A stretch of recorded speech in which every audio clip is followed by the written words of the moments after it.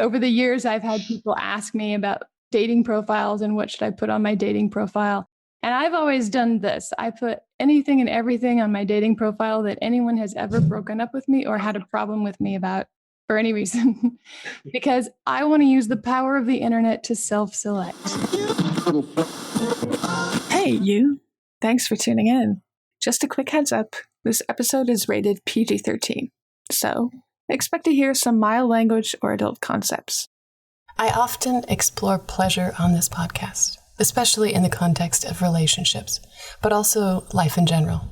A few times I've veered away from my main topic to record an episode about entrepreneurship, but I've never quite combined the two in an obvious way.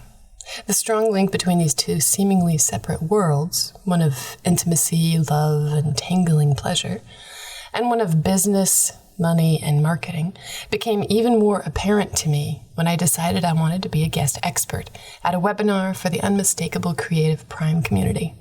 At the time, the topic that was lighting me up the most was the art of seduction. The art of drawing someone in, of encouraging and tempting them to do something that they already want to do. Why this is important in the world of business and marketing, and how entrepreneurs can start seducing their audiences.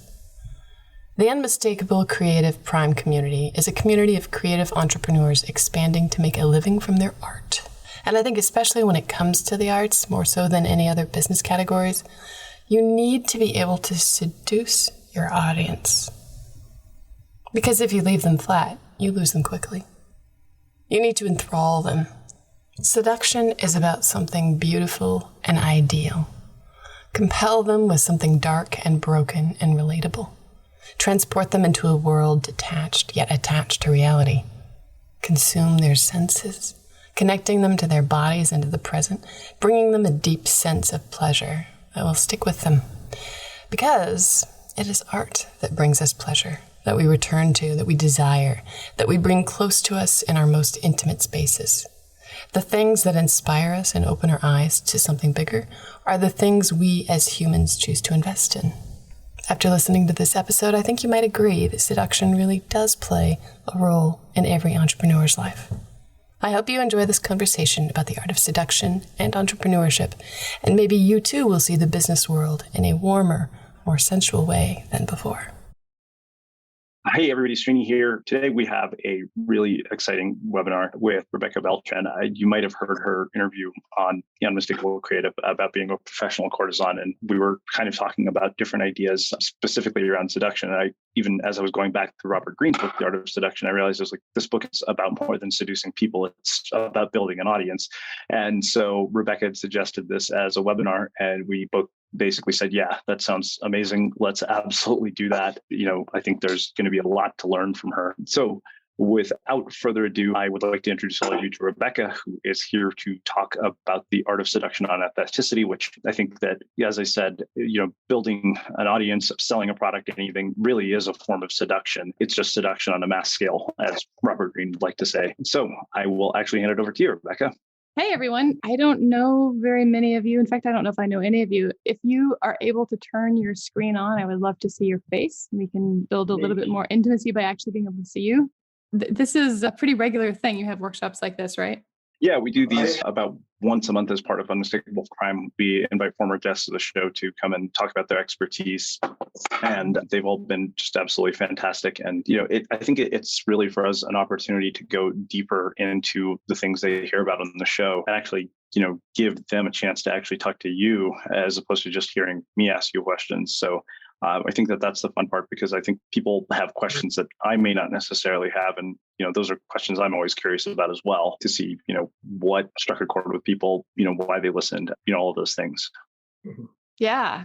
Well, maybe we should start out with that then. Does anyone have anything that they want to say or share about their reactions to what they've heard or what they've heard? Yeah, I mean, if you have listened to the interview, definitely share in the comments kind of, what you thought and, how you thought it might relate to your work, because I think that to me, after going for a walk and listening to our conversation, as I was reflecting on it, I thought, yeah, there's a lot more here than I think most of us realize. But that was kind of my big takeaway from all of it.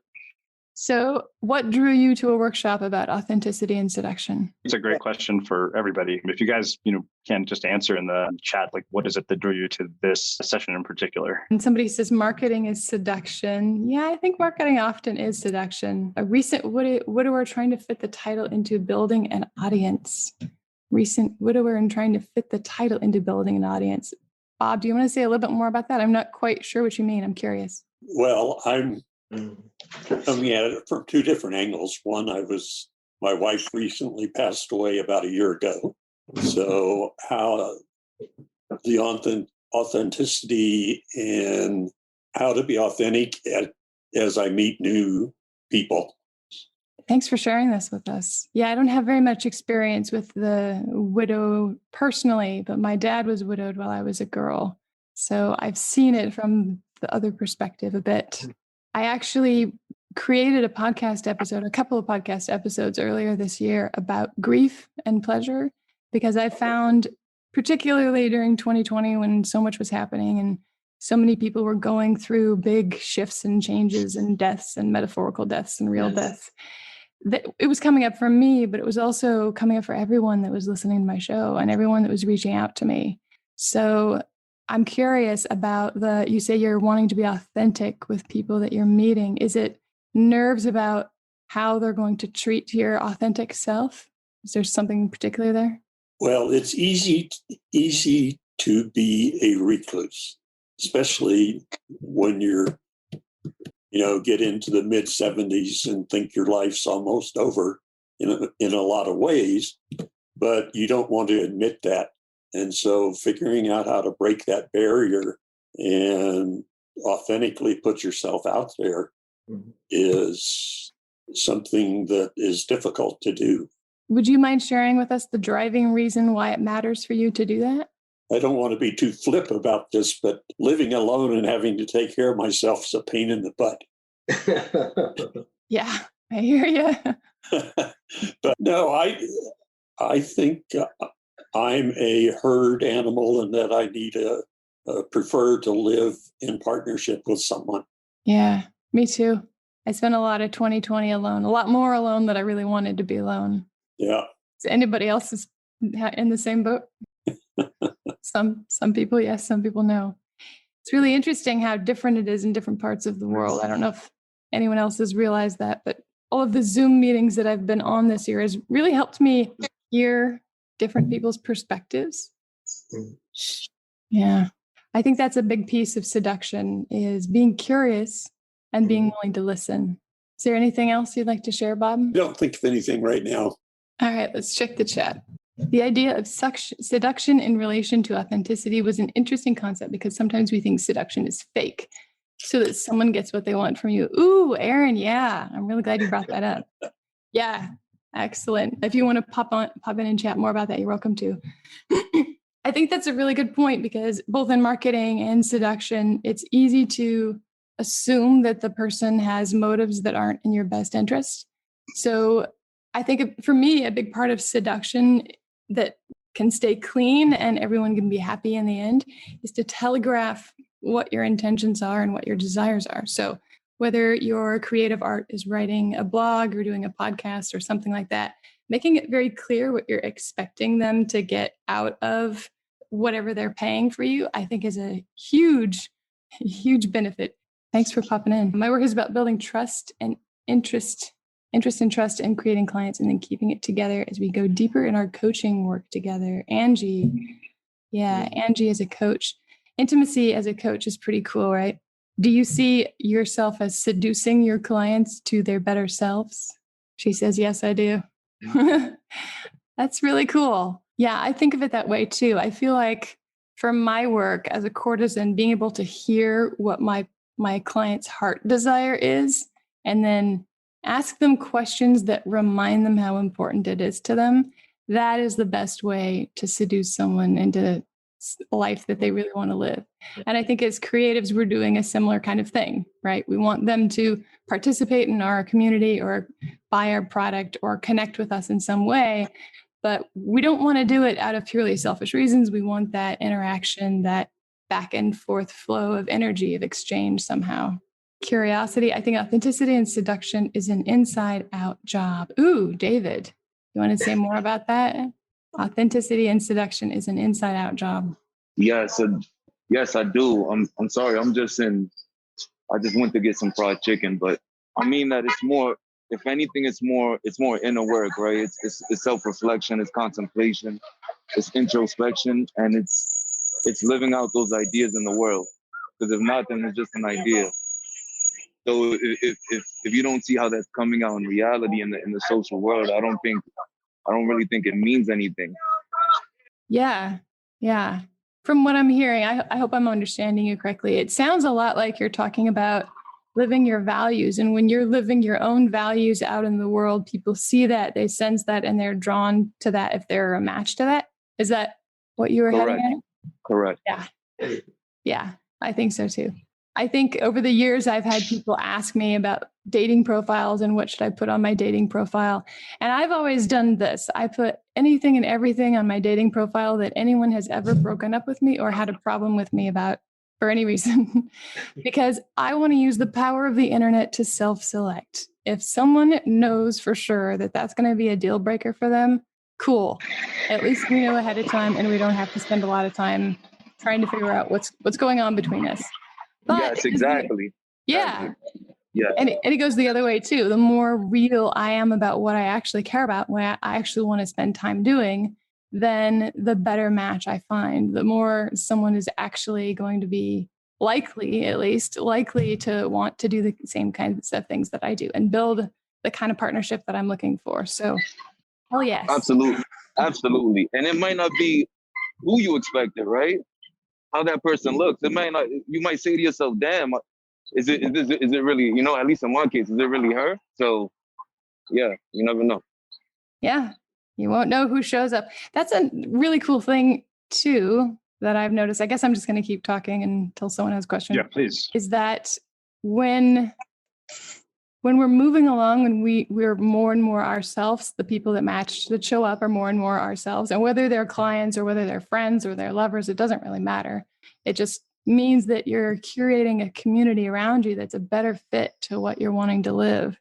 So that's to me why it matters so much to put your values right on the outside of yourself. Put them on your OkCupid profile or wherever, and live them too, right? I mean, that's the best way of communicating your values is to live them and to show that you actually mean what you say. I think that's really, really fun.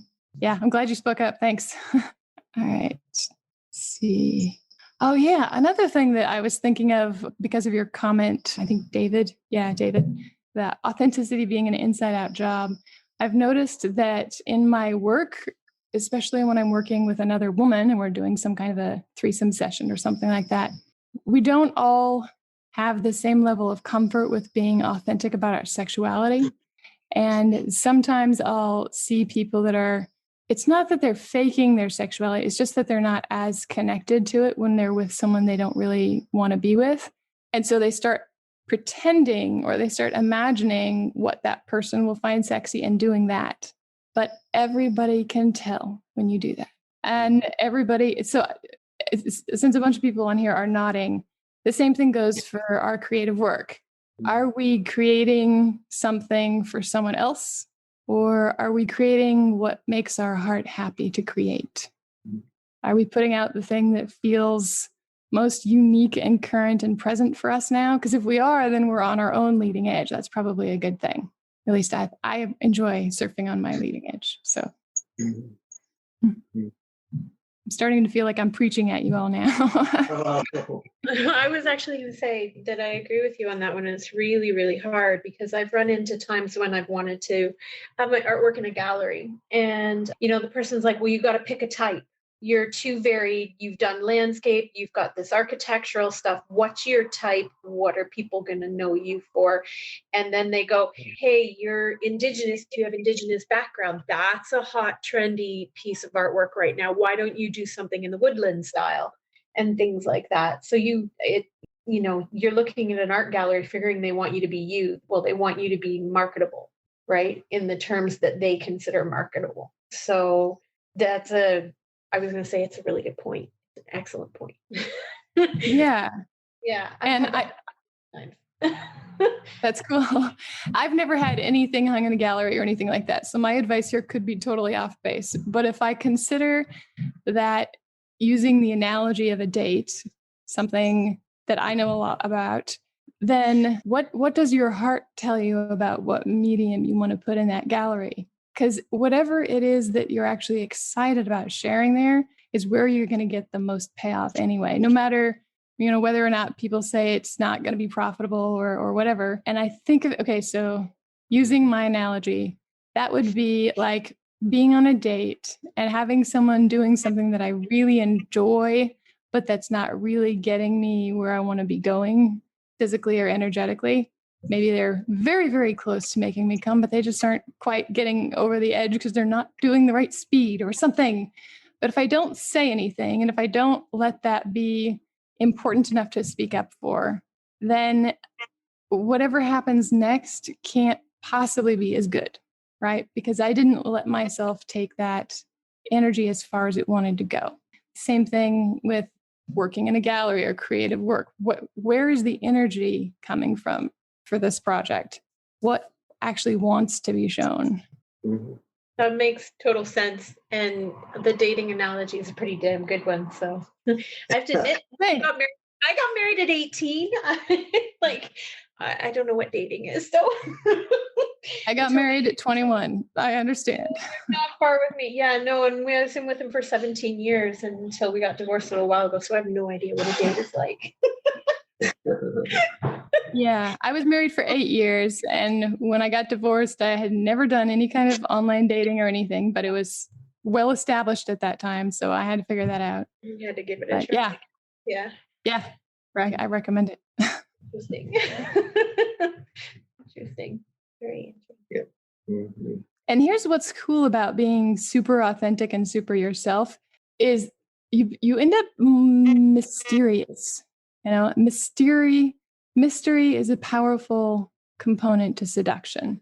You don't seduce somebody if you already know everything there is to know about them. You want to be seduced, let it be known that nobody knows everything about you. Even if you're open and like to share all kinds of things with people like I do, you can always keep stuff for yourself. So many directions. It's really neat. I like the way you're thinking. Say that one more time. I said I like the thoughts that you're coming out with and the idea of leaving a little bit of mystery and curiosity and how much do you actually reveal? That's a good question to kind of consider. Yeah. Maybe all facets, not just like whether you're selling artwork or your personal life. Yeah. And when you think of what parts of yourself to reveal, the way I like to think of it is we can only take in a certain amount of data and everyone else can only take in a certain amount of data too. So it's helpful to prioritize what data they want you to see them by, or you want them to see you by. Yeah. So that gallery might have been giving you great advice about picking a type, but pick a type that makes your heart sing. And that's tricky. Yeah. What do you love to do? Oh shit, a ton of things. That's part of the problem, right? Like I'm like while we're sitting here, I'm painting, but I do a lot of photography. I love to write. I have books of poetry no one's ever seen. I love doing a lot of things, and that's the hard part is picking what is it. And maybe you don't know yet. Maybe you don't know yet. I'm actually watching to see if your face lights up when you talk about anything. Yeah, there's probably things I love. When did we do that? Srini, when did we do that thing where Sam and I ended up in a room talking about Sam stuff? And the one thing I don't remember that was, and Srini's going, Erin, you're way too vague.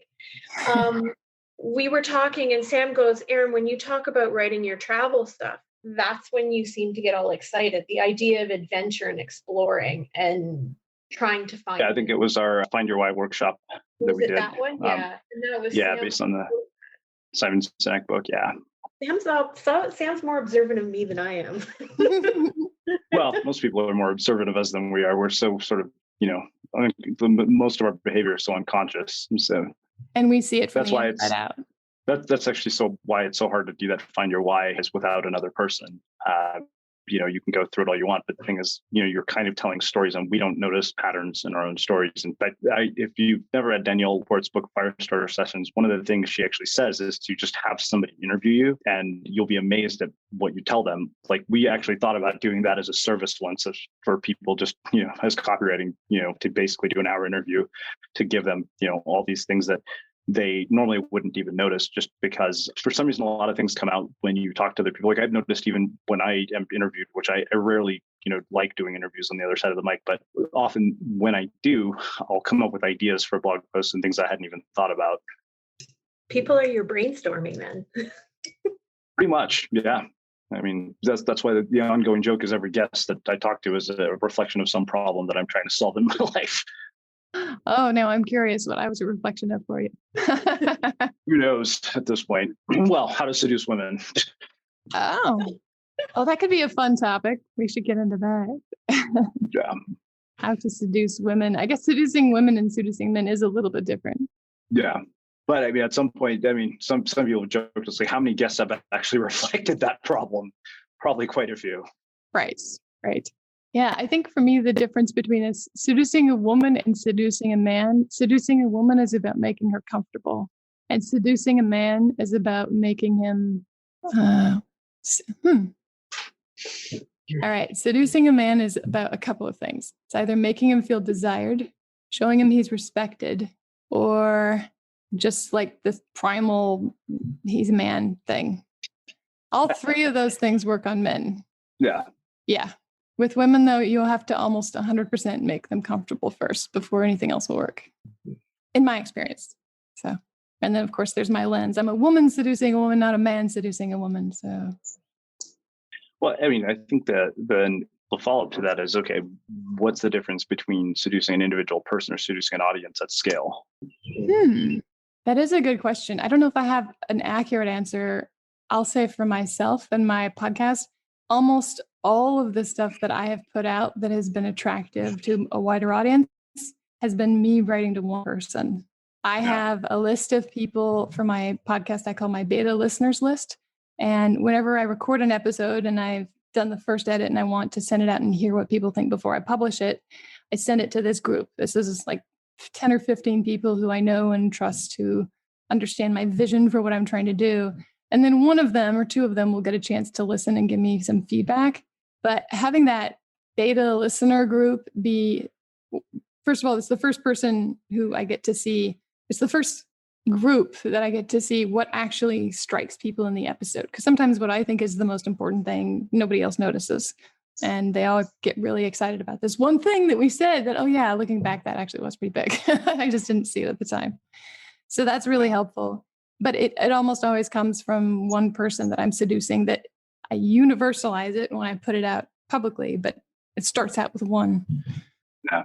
Does that do the same thing for you, Srini? Do you know? Yeah, I think that's I like, it's kind of funny because when as far as writing goes, I think all my writing is more or less a reminder to myself of things that I need to know, and that's why I write. I mean, I think that in a lot of ways, that I always say I write for myself. The podcast is for my audience, and I think that the numbers kind of indicate that clearly. I mean, the number of people listening to the podcast is far bigger than the number of people who read my writing. That's interesting. Yeah. Do you have transcripts for the show? Yeah, I do. I have mixed feelings about transcripts. I think they're useless because without the context of what's being said, you're not really going to get. In fact, tomorrow we have a blog post coming out about how to take effective notes on podcasts.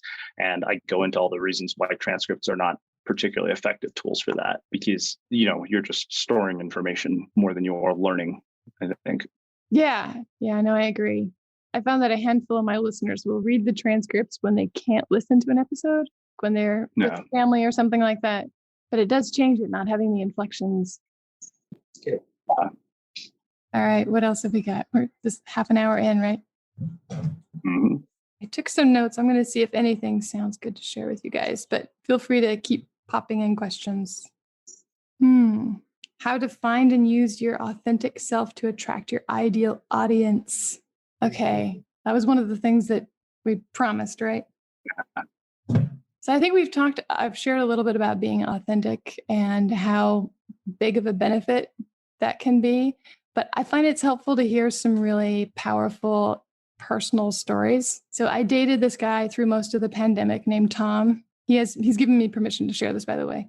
And we had such a lovely poly life for the pandemic. And then at some point he was like, hey, you know what? My feelings have changed and they're moving away from the romantic. And I think you're still really cool. And it was, honestly, I think it was the best breakup ever. I did a podcast episode about it. And we spent the rest of the evening walking around town and holding hands and sharing memories of how good it was to be together during this crazy time. And it was just amazing. And we've had a couple of cool interactions since then. He's helping out a friend of mine learn how to play piano. But the fact that every time I think about that breakup, my heart gets bigger is a sign that something is going right?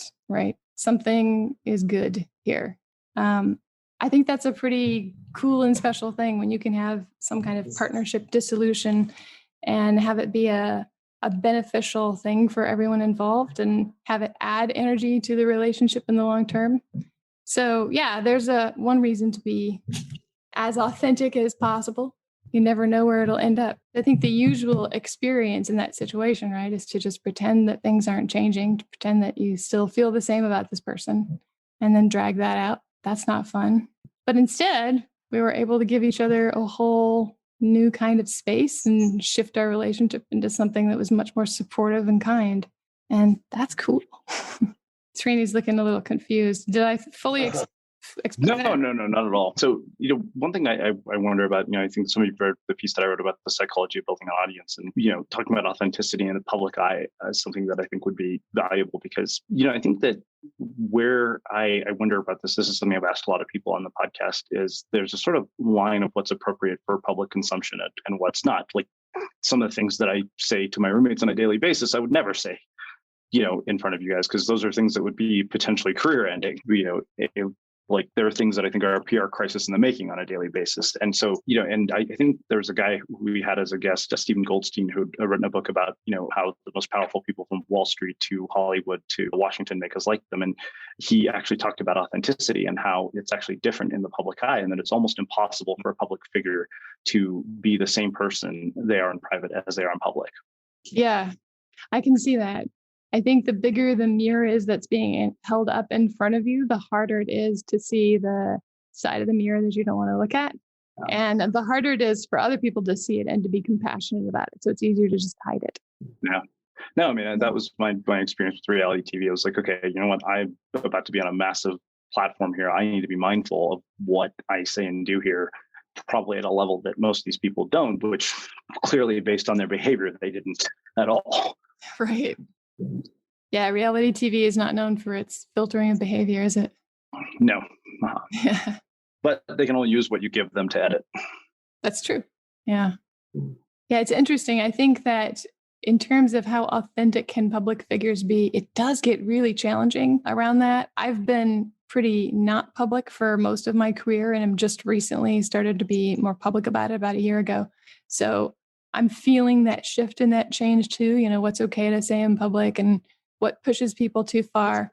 I try for myself, and I don't think this is the right answer for anybody else, but I try for myself to find a place where I can still show, particularly my sadness, if I can still show being sad and have respect for myself in the process, then I'm probably right about the level of authenticity that is going to work for me in the long term. If I can't show the sadness, then something is twisted. Mm-hmm. Yeah. But that might just be because I'm an Enneagram 7. I'm sure everybody else has their own tells.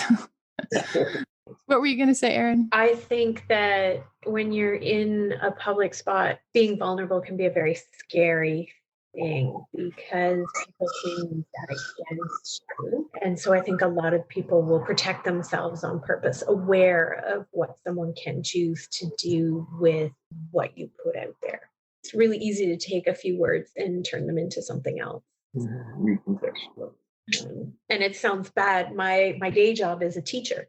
And we have to watch ourselves. Like there is no tomorrow. If you walk in and go, guys, had a brutal night last night. Let's not argue. Everybody sit down. It can get, if you mention anything personal in that kind of way, it can get twisted. And then the next thing you know, you're being like written up and stuff like that.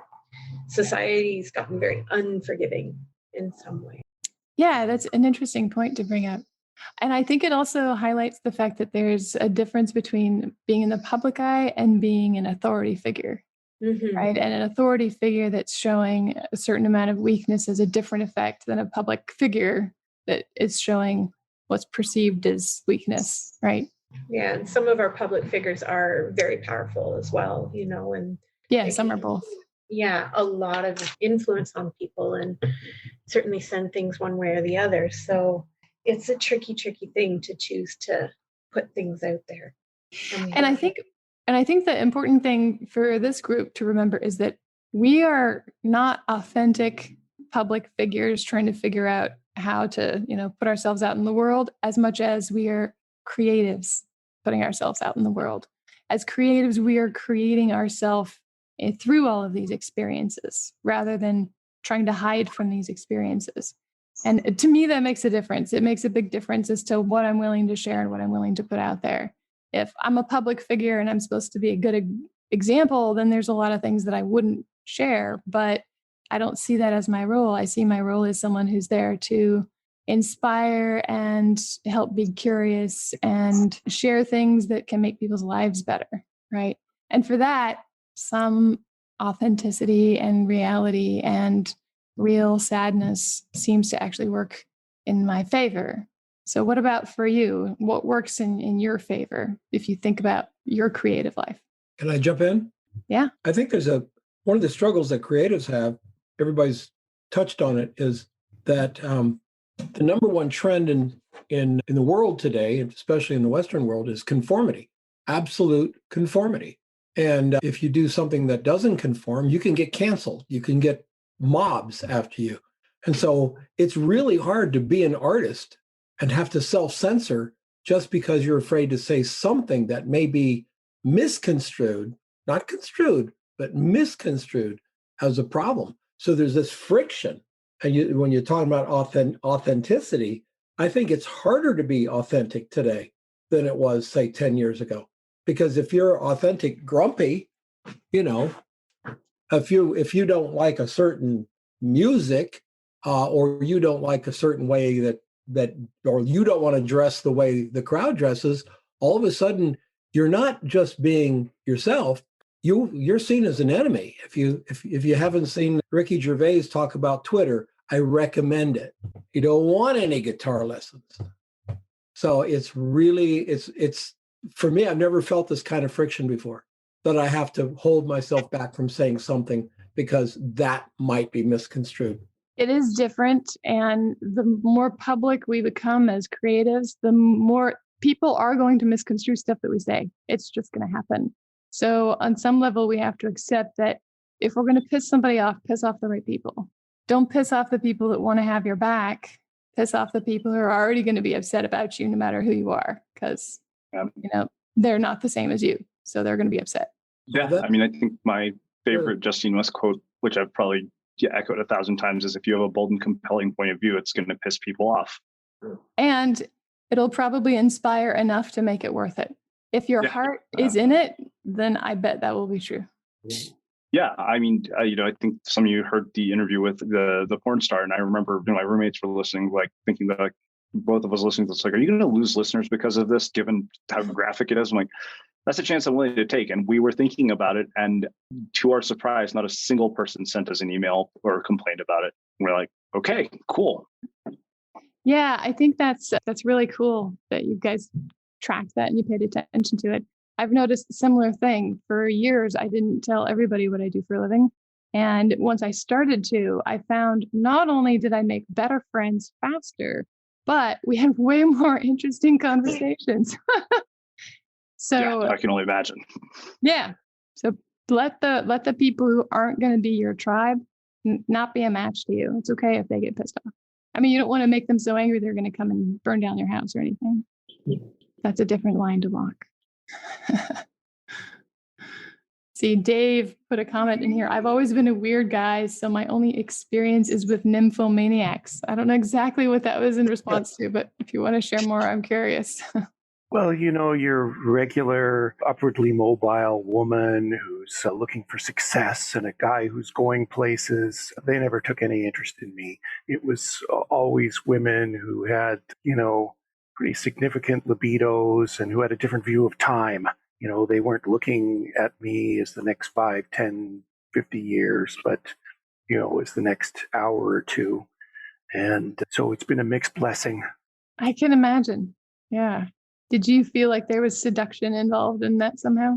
Oh, yeah. The tricks they play. I don't want to get too graphic, but I've been manipulated. Do you have mixed feelings about seduction in your creative work because of any of that? Well, no, it's actually reminded me, you get to a certain age and knowledge isn't so much discovery anymore, but remembering. And there was a time when I knew that the same techniques you would use to seduce someone are what you can use in business communication all over the place. Use that as your model, as a little seed of your crystal. So did you just say that these nymphomaniacs seducing you over the years taught you better marketing? I hadn't thought of that. That sounds like quite an upside. Yeah, that's a good one. Especially if you got the orgasm too and enjoyed yourself. Exactly. Well, I'll tell you a story. It's kind of racy. Don't slap your hands over your ears. So I used to have a little bit of cannabis business on the side, and I knew this woman who lived downtown, and she'd call me up and say, drop me over a bag of pot, is what we used to call it back then. So I go over there, and she had quite the furious libido, but it was always, the ball was in her court. If something was going to happen, then she would say something. So anyways, we do our transaction. I'm about to go, and she says, hey, before you go, don't you want to do some sex? I'm like, oh, okay, sure. So then I'm doing foreplay with her, and she looks at me kind of funny, and then she says, you are having sex with a girl, but it's like you're making love to her, like you're in love with her, but you're not. That's just the way you have sex. And, it just echoed long all throughout my life, because that's something you would never think of, or an observation you could never make yourself. Only someone else can say something like that about you. Yeah. And so then years later, I went to this yoga studio again downtown, and it was about, being loving in your intimacy, bringing love to your intimacy. And I'm standing around waiting outside and started talking with a couple women. And I said, well, it describes pretty much the only kind of sex I've ever had, which is, being very loving. And for me, the other kind is the alien one. That's an interesting story. Yeah. Thanks for sharing. Was there an insight that you had from thinking about that or sharing that?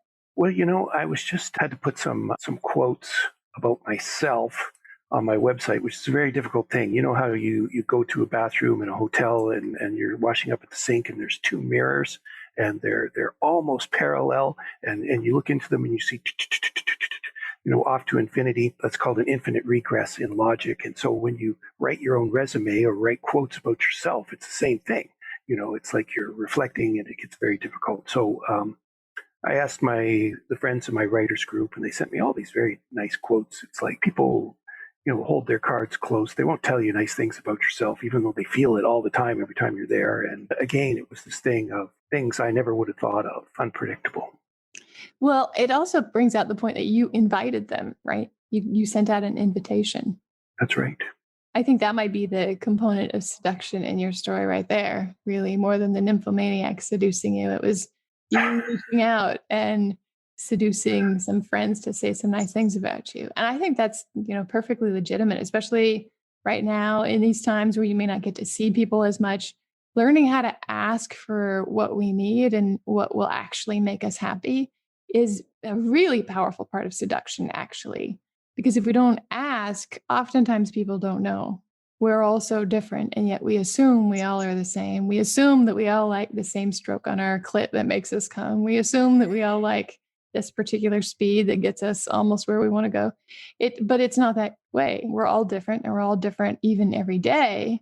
But if we don't know how to pay attention and check in with our bodies and listen to that, we don't know how to speak for our bodies when we need to have something different than we're having, then it gets off track quickly, and it doesn't usually satisfy the same.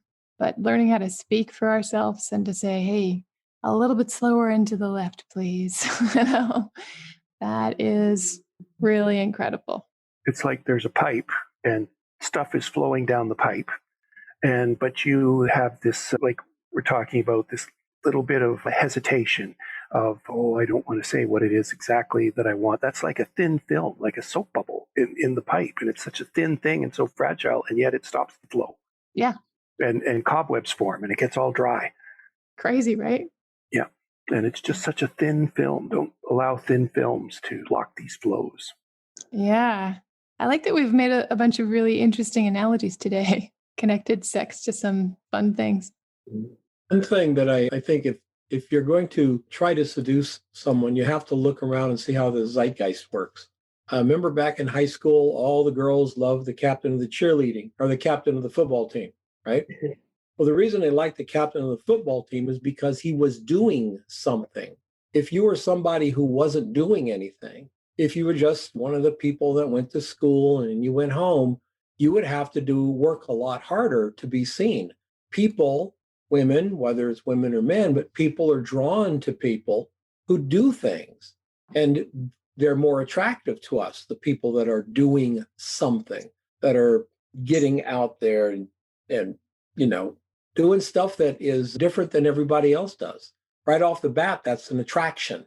And when you're in business, you have to do the same thing. Sometimes we call it social proof. Sometimes we call it, other things. But, if you're just going to sit around and be a lump and see if you can sell stuff, it won't work. You can't build a market or a community around that. And real quickly, Bob, buy a motorcycle, buddy. Chicks go nuts for motorcycles. Oh, good. And you get an instant brotherhood. It is a great way to be social. It's a good advice. Yeah. Oh, and Angie says in the comments, I'm sorry, what was that?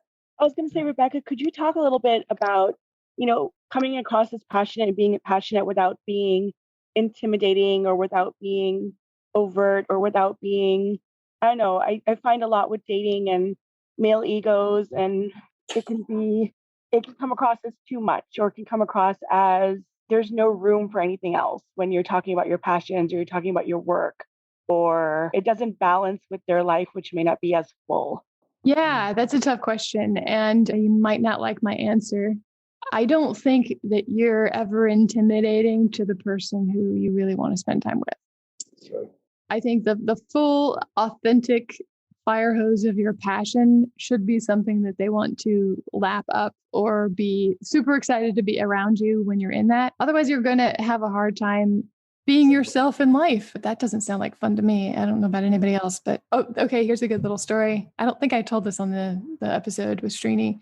There's a friend of mine who got into this business as a courtesan earlier than I did. She'd been doing it for a few years. And when I started to do it, she told me a story about going on vacation. She had a client who really wanted to take her someplace nice, and she told him her ideal vacation. And I don't remember what it was, but it was something kind of hippie and woo-woo, but really nice and fancy. And he decided he was going to fulfill her dream. He took her on this amazing vacation for a week. And she said the entire time that she was there, it was so awkward because she couldn't be the self that enjoyed that kind of vacation with that person. She couldn't be herself and really dig where she was. She couldn't fully expand into the new place because she had this person along with her that needed to see her in a certain way, and that he was attached to seeing her in a certain way, or she was attached to him seeing her in a certain way. It doesn't really matter. Either way, it was preventing her authentic self and her authentic enjoyment. I can't quite remember if I got off track there, if that was a tangent or if that was answering a question. So was that what you were asking, Latha? Yeah, I was just, I've been dating a lot since the pandemic. Well, it's not over, but since things have opened up. And I found that so many people are kind of in a rut coming out of being at home for so long, and they're lacking passion. I'm not talking about romantic passion. They're lacking activity, hobbies, or lacking topics to talk about. And when I may go into detail about what I do or what I do enjoy, or I feel like I'm outshining them, and it puts a damper on the situation. Yeah, it's a good thing to know, right? It's a good thing to notice in a date, to feel like that intensity is not being met. Are you saying you're wondering how you can meet people that are a better match? I think it's more of how to, I guess, make it more seductive, make it more interesting, which without coming across as bragging or coming across as, I don't know, being too much. Yeah, that whole concept of too much is really going to get you. You're never too much for the right people. Right. You're exactly Right. the right people. But in terms of how to make it more seductive, your pleasure that you're getting out of the things that you're doing is how you make it seductive. So if you take a list and you say, these are all of the things that I checked off this week, these are all of the achievements that I've made, then that in some level puts you in competition, or puts other people in competition with you when they hear it. Not everybody will, but most people will at least have a moment where they're like, oh, what have I done? Oh, and then it just kind of shines a light on their not having what they want. Bye, Dave. Nice to meet you. And instead of doing that, share the pleasure that you're getting out of it. What is your favorite thing right now, Latha, that you're passionate about? I do a lot of community work, a lot of volunteer work. And so I enjoy it very much. And I think I can come across as like too much of a do-gooder. And what do you get out of it? Oh, I get immense satisfaction out of it. Okay. Tell me more about that. I don't know. I feel like I'm making a contribution. I'm making the world a better place. I feel like I'm actually making a difference in one person's life practically, instead of just doing something about it theoretically. I feel like it's work I can continue doing for a long time on one level or the other, regardless of whether I have a lot of time to contribute to it or just a little bit of time to contribute to it. And I think it's something sustainable for me that keeps me busy, brings me a lot of joy. And like having a direct impact on people's lives, which I really enjoy. Do you have a specific story to share with a date about how much it means to you? I don't know. The dates I've been on lately, I think I find that I'm tending to keep quiet about this stuff, because I don't feel like I'm meeting, or I feel like I'm coming across as very intimidating in the beginning. And the average guys I'm meeting or going out on dates with where I live may not have much to reciprocate in terms of their passion outside of their work. I might challenge you on that. I think most guys have a lot more passion. They share it differently, and they share it in terms of care instead of passion. So whatever he spends a lot of time on, he has a lot of passion for, even if he doesn't use those words. But I think if you're able to find a story that shares why you do what you do and how you make a personal connection in some of this work, that'll change it from hey, look at all this stuff that I'm doing. Even if you're not actually saying that subconsciously, it seems to be the message that's coming across with the words. But more of I like to touch the world. This is how I like to touch it. And do you want to touch it with me? That kind of story, I think, would be much more likely to find you the people that you really that you're really excited to be dating, not being like, well, they don't have that much energy and they're not excited about life. Yeah. Oh, I love that. Thank you, Rebecca. Yeah. And put some effort into finding the story, because as you pay attention to the words that you're using when you're describing things like that, you'll notice probably that the people you might tell the story to someone who you've already talked to, who you already thinks you're too much, and see if they react differently to you. Because sometimes our perceptions of other people are more about our perceptions of them than they are about what's actually going on with them. Right. Okay. Thank you. Yeah. I hope that's helpful. I have a date tonight, so I'll give it a try. Awesome. Have a great time. Yeah. I hope you enjoy this date. Yeah. I know it's probably late where most people are at. I'm kind of at that happy hour point myself where it's feeling like time for a glass of wine. Where can people find out more about you and everything that you're up to, and if they want to connect with you to go deeper into this stuff? You can find out more about me on my podcast at pleasurecentralradio.com. And if you do find a story or something that you'd like to share on that website, on pleasurecentralradio.com, there's a button at the bottom that says send Rebecca a voicemail, and I would love to hear. Love to hear how your date goes, Latha. Awesome. Well, thank you guys for attending. For those of you in Prime, obviously we always like hearing your feedback. And if you have requests for people that you've heard on the podcast that you would like to have come in and teach workshops, please definitely let us know. We're always, looking for people to come and teach and, curating people. And so, we built this community for you guys. So your ideas matter, a lot in terms of influencing the choices that we make, for all of this. But, I think all of it is basically designed to help you accomplish whatever it is that you're trying to accomplish with your creativity. Yeah. Well, thank you, Rebecca, so much for taking the time to join us and share all of this with us. This has been really cool. It was my pleasure. Thanks for having me. Hey there, pleasure seeker. Well, that's it for today's conversation. Here at Pleasure Central Radio, we love using conscious communication, science geekery, and copious amounts of true pleasure to improve our partnerships, our money, and our love lives. And we hope you do too. If you loved what you heard here, we'd love a review. You can do this easily on podcast players like Spotify and Apple Podcasts. It only takes a couple of seconds, and it's an easy way to help more people discover the show without you having to actually bring it up with them. To hear other episodes of the podcast and get notified immediately when a new episode is released, follow me on your favorite podcast player. Find out more and get in touch at pleasurecentralradio.com. Your thought to ponder today is: people are drawn to people who do things, and they're more attractive to us, the people that are doing something, that are getting out there and doing stuff that is different than everybody else does. Right off the bat, that's an attraction.